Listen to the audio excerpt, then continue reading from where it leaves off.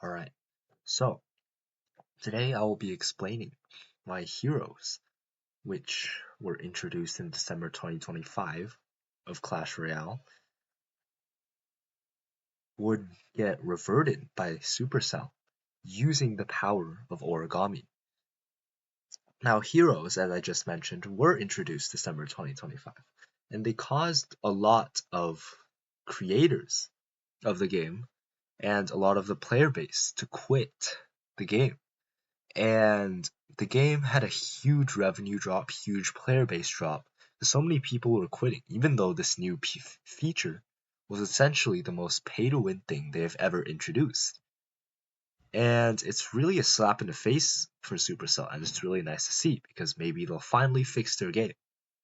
But we all know that an actual real permanent fix that isn't just damage control isn't really possible for such a huge company to attain.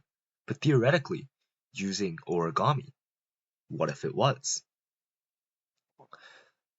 Let's get back to the first few new gimmicks that Clash Royale introduced for cards.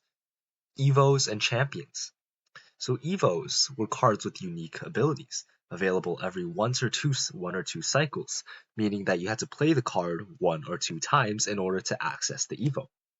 Now needing to cycle to the Evo meant that there were limited uses, alright? Which incentivized using strategy in order to get the most value. Now this excludes some Evos that on release were brain dead overpowered, but counting your opponent's Evo cycles and playing around it were new strategies that had to be incorporated in top ladder in order to adapt to the new situation. Now, the other new gimmick they introduced before heroes were champions, which are cards that had abilities that cost elixir, small amount, or else the card would be essentially useless. Without the ability, however, there would simply be better options, meaning that it was essentially necessary for the card in order to generate value. Now, these cards were obviously gimmicky, but they also had their individual identities. Now, what's the problem with heroes that they recently incorporated? So, they added ridiculous amounts of value that were added upon a base card. For example, Hero Musketeer still had the same amount of stats, despite having the new option to spawn a turret. That was essentially a better cannon. Now, heroes also clash with Evos.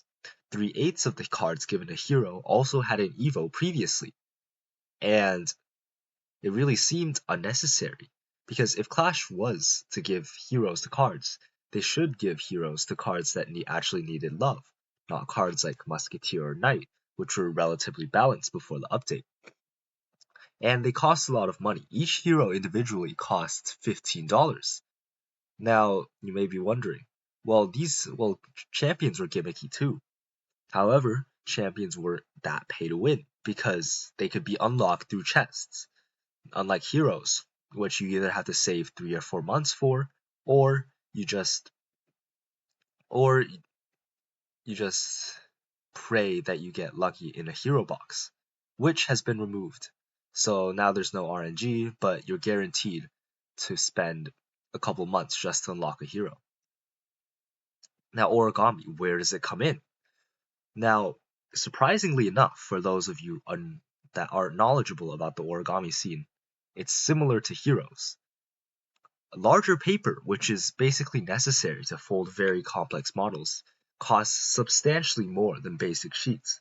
As you can see here, a 35 centimeter paper costs $1 less than a 45 centimeter one. Now this price stacks up. As you go larger and larger, the price goes more and more, up to like a very high amount just for one sheet of paper that you can mess up for. Now, does this sound familiar? Heroes, alright? To get more value on your account and to play easier, you buy heroes, which are overpowered cards. However, like heroes, origami, the difference in the size of the origami paper can be bridged with skill. For example, there's this YouTube video where some guy folded a very complex model with a small sheet of paper, proving that with enough finesse you can do it, just like how you can outplay brain-dead hero decks if you have enough skill, even though it is very difficult. Now let's compare heroes and origami. Now heroes like origami paper can be very expensive, $15 for a single hero, which costs more than the pass royale, which should give more value, but heroes are so overpowered that some people bought the bundle either way. Now they also make life significantly easier. For example, one can look back at the Hero Giant Hero Mini P.E.K.K.A versus Mo Light incident, where he got 3 crowns within 30 seconds after someone played Hero Giant Hero Mini P.E.K.K.A first play of the game. However, they can be defeated with enough skill, because some decks don't use heroes and they still perform well. Now, origami has some of these qualities, but unlike heroes, they actually help the art due to being able to expand the boundaries of what you'll be able to play. Expand the boundaries of what you're able to fold, unlike heroes, which just add nothing to the game and just essentially serve as a quick cash grab for Supercell. So, how would origami replace heroes? Supercell, as we know, makes millions and millions of dollars, so they have more than enough money to produce giant sheets of paper to sell at higher prices. And unlike heroes, artists will actually be better off since larger origami paper is actually helpful to the scene instead of detrimental. Now this causes a quick money grabbing opportunity, as well as having player retention since heroes made everyone quit, but selling origami paper won't. And seeing these benefits, Supercell has the option to reverse heroes, because this will both help players return to their game, as well as making money due to selling origami. And this, ladies and gentlemen, is why origami would lead to Supercell reverting heroes.